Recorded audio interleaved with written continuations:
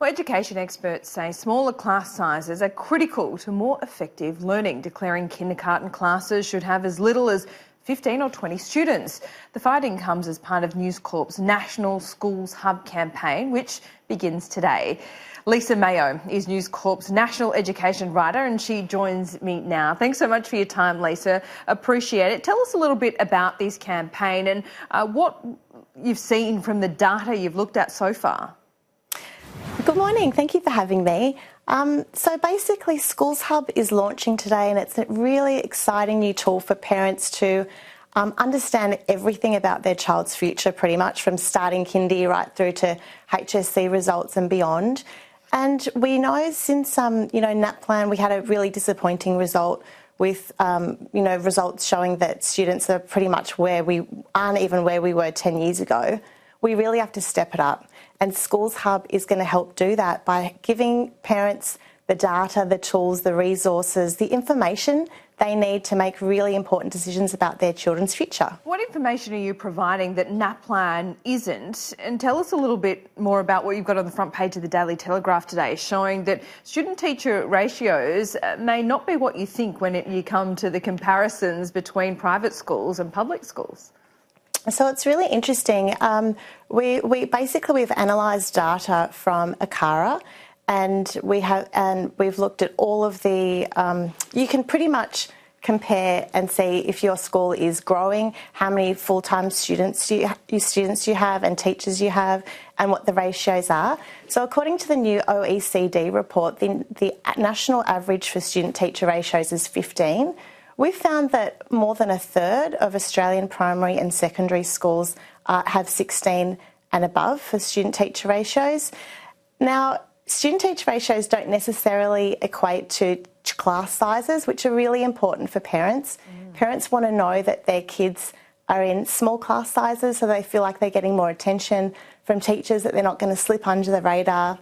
They're getting all of the help if they need it. So Schools Hub helps you understand where your class sits, where your school sits, where your child sits. You can go onto the website, you can search by your postcode, you can search by your state, and it pretty much compares every school around you so you can see how you're going. Amazing resource, absolutely. And I should stress that this is not a one-hit wonder, Lisa. This is a campaign that News Corp and News Corp papers will build on over the next couple of weeks and days more immediately. What else will you be looking at?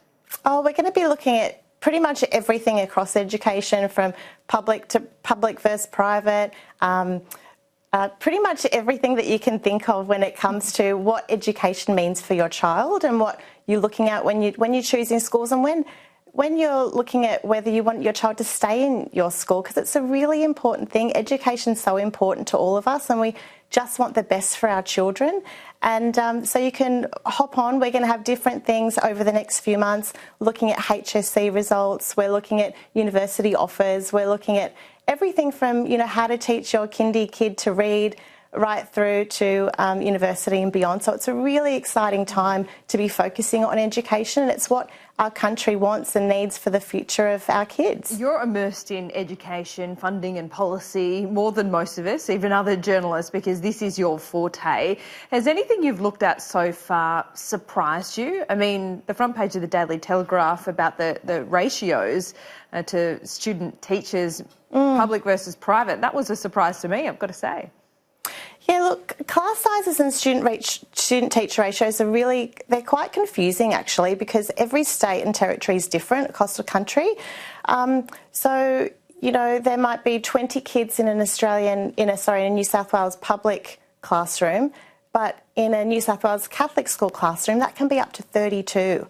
Now, that's a really big difference, and some experts are saying there should be a national standard, which perhaps it should be 20, 21, 22. The studies have shown that in the first 3 years of primary school, smaller classes are really important. They're the most important in lower socio-economic areas, and they're most important when teaching changes with the sizes. So you don't teach a big class the same way as you do a small class, and changing the way teachers teach the kids really actually almost makes as much of a difference as the class size itself. So we've learned a lot, and it's just an important issue. Parents want to know that their kids are getting the attention they deserve, particularly when you're spending thousands of dollars to go to these private or Catholic schools. So, Schools Hub, that's what we do. It's going to allow you to go on, have a look and see how well you're doing. Lisa Mayo, appreciate your time this morning. Thank you so much.